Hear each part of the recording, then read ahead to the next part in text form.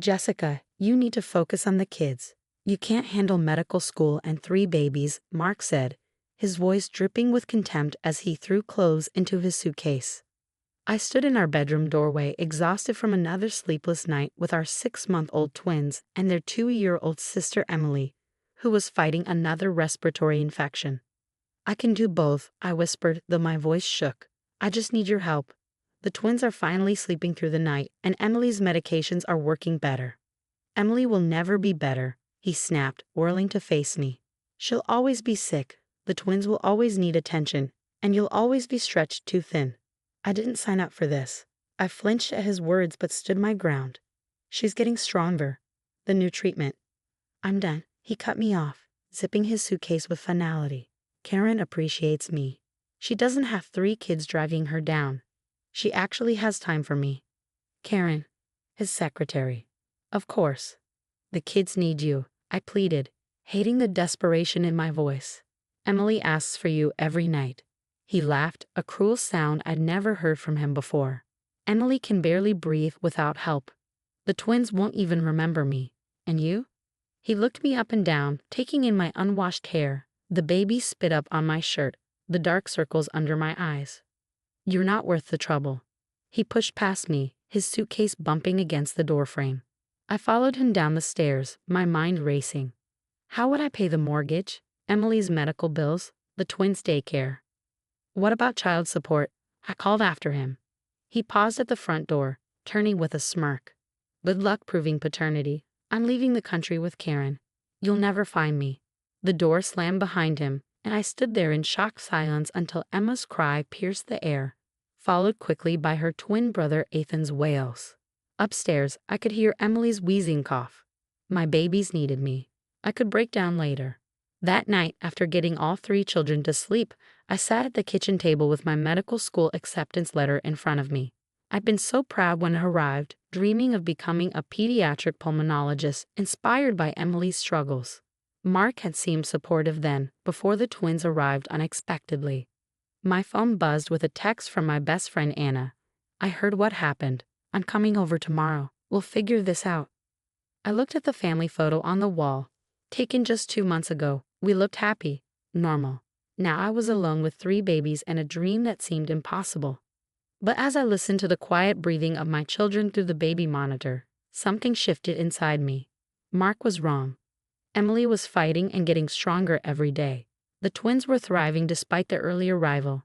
And me? I picked up my phone and called the medical school's admissions office, leaving a message requesting an urgent meeting about deferring my acceptance for 1 year. Not giving up, just adjusting the timeline. Then I called my mother, swallowing my pride. Mom, I need help. She answered immediately, as if she'd been waiting. I'm already packing my bags, sweetheart. I'll be there tomorrow. Over the next few weeks, we developed a system. My mother moved in, helping with the children while I worked extra shifts at the hospital where I'd been a nurse. Anna helped find us a smaller, more affordable house. My coworkers set up a rotating meal train and babysitting schedule. Emily's pulmonologist, Dr. Chen, became an unexpected ally. When I explained my medical school dreams, she offered to mentor me. Your experience with Emily will make you an exceptional doctor, she said. Don't let anyone tell you otherwise. 6 months after Mark left, I was exhausted but standing. Emily's new treatment was working better than we'd hoped. The twins were walking, babbling, filling the house with laughter, and I had a plan. I would become the doctor I'd always dreamed of being, the one who could help children like Emily. Mark thought I couldn't handle it. He had no idea what I was capable of. My acceptance to medical school was deferred, not canceled. Every night, after the kids were asleep, I studied preparing for the challenge ahead. My mother's support, my friends' help, and my children's love would get me through. Mark had chosen to walk away from the most beautiful parts of life. His loss. We would thrive without him. What I didn't know then was that 12 years later, he would walk back into our lives in the most unexpected way, and everything I'd built would shake him to his core. 12 years passed in a blur of determination, sleepless nights, and countless small victories. Medical school with 3 young children wasn't easy, but we made it work. My mother became the children's second parent, her unwavering support making my seemingly impossible dream a reality. I specialized in pediatric pulmonology, driven by Emily's journey. Every late-night study session, every exhausting rotation, every moment I missed with my kids, it all led to this moment. I wasn't just a doctor, I was the head of the pediatric pulmonology department at Boston Children's Hospital. Emily, now 14, had become my unofficial assistant. Her own experiences made her uniquely qualified to comfort my young patients. The twins, at 12, were bright and compassionate, often volunteering in the hospital's children's ward. Our life wasn't perfect, but it was ours, built from the ashes Mark had left behind. That Tuesday started like any other. I was reviewing a complicated case in my office when my nurse, Sarah, knocked on the door. "Dr. Harrison, your 2 o'clock is here. New patient, transfer from Chicago. Severe respiratory complications, possibly genetic." I nodded, gathering my files. Name? Sophie Anderson. She's 6. Parents are quite anxious. Apparently they've seen several specialists already. The name didn't register at first. I walked into the examination room, focused on a chart in my hands. "Hello, I'm Dr. Harrison." "Jessica." That voice. I froze, my heart stopping for a moment before racing ahead. I looked up slowly, and there he was. Mark. Older, grayer, but unmistakably the man who'd walked out on us 12 years ago. He was standing beside a thin, pale little girl sitting on the examination table. Next to him stood a woman I assumed was Karen, looking uncomfortable. "What are you doing here?"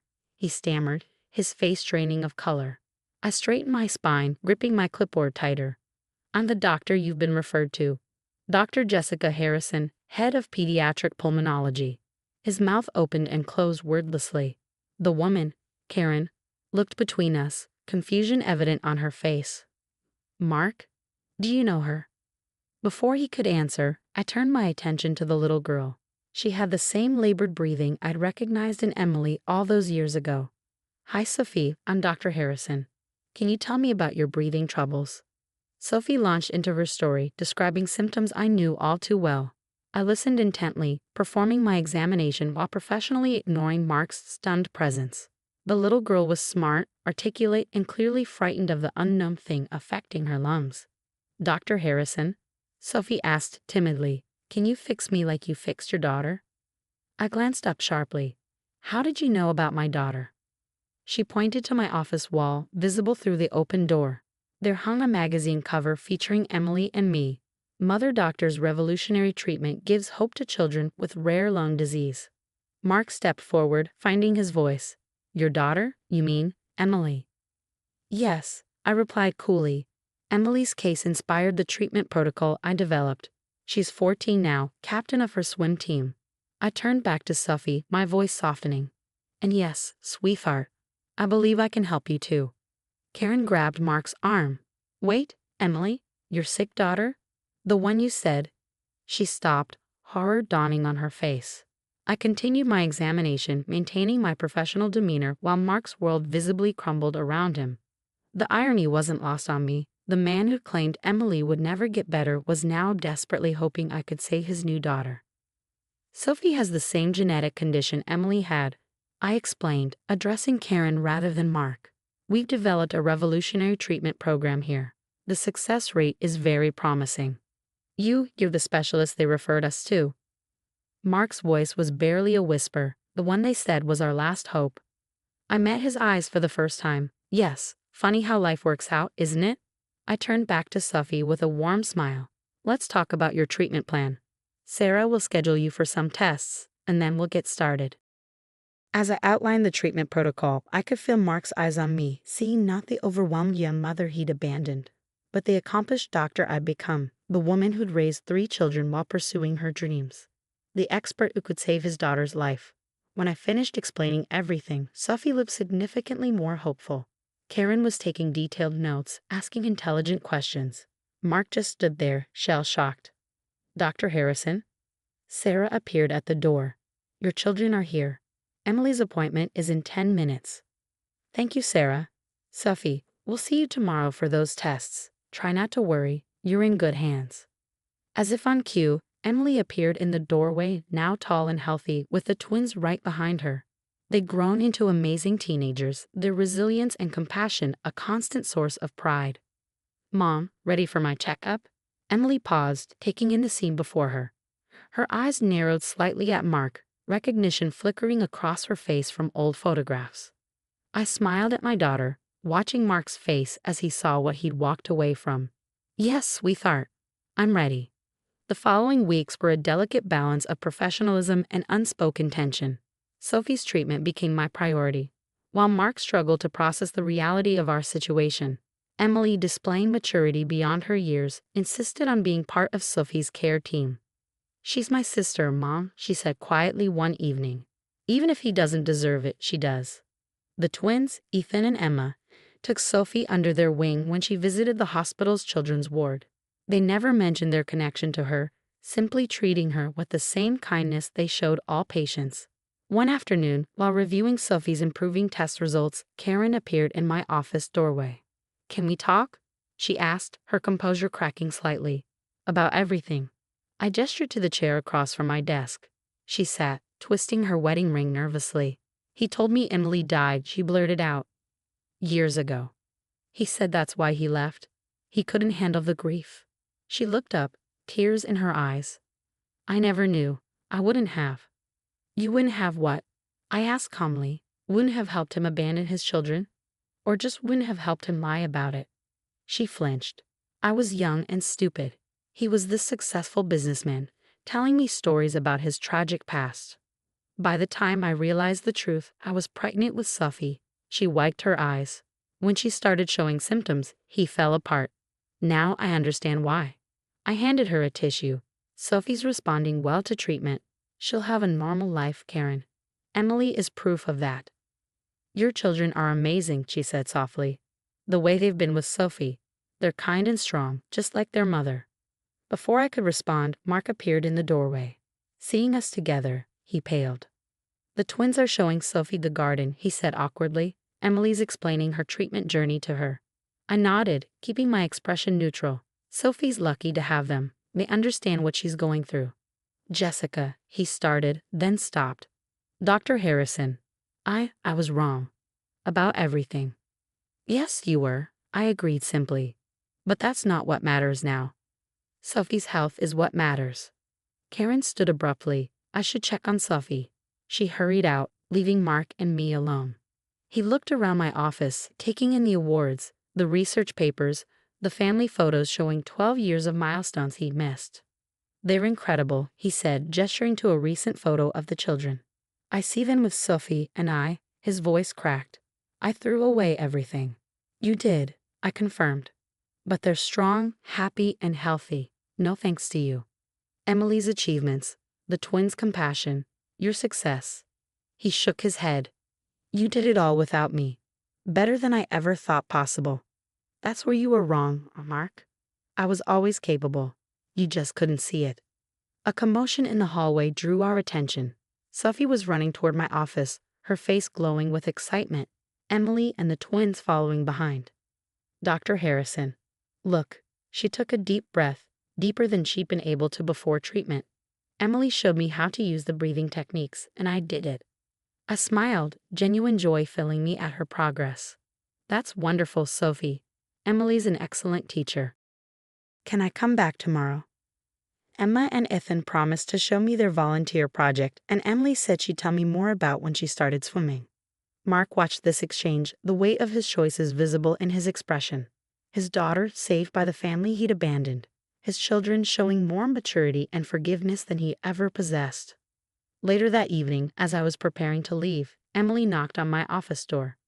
Mom, I've been thinking, maybe we could invite Sophie to my swim meet next week. She should see what's possible. I hugged her tightly, amazed by her generous heart. That's a wonderful idea, sweetheart. He was wrong about us, wasn't he? She said quietly. About you. Yes, he was, but look what we built without him. Over the next few months, Sophie's health improved dramatically. She became a regular visitor to our home, forming a genuine bond with her siblings. Mark and Karen attended Emily's swim meets, watching from a distance as their daughter cheered for the sister they'd never thought she'd have. One day, as Sophie was being discharged, Mark caught me in the hallway. Thank you, he said simply, not just for Sophie, for showing me what real strength looks like. What I threw away. I looked at him, seeing not the man who'd broken my heart, but someone who had to live with his choices while watching his abandoned family thrive. Sophie's going to have a wonderful life, I said. That's what matters now. As I walked away, I heard Emily calling out to her sister, watched the twins include Sophie in their plans, and felt profound gratitude for the life we built. Mark's cruelty had nearly broken me, but it had also led me to become someone stronger than I'd ever imagined. Sometimes the best revenge isn't confrontation or anger. It's success, happiness, and the ability to show kindness even to those who hurt you. My children understood that better than anyone.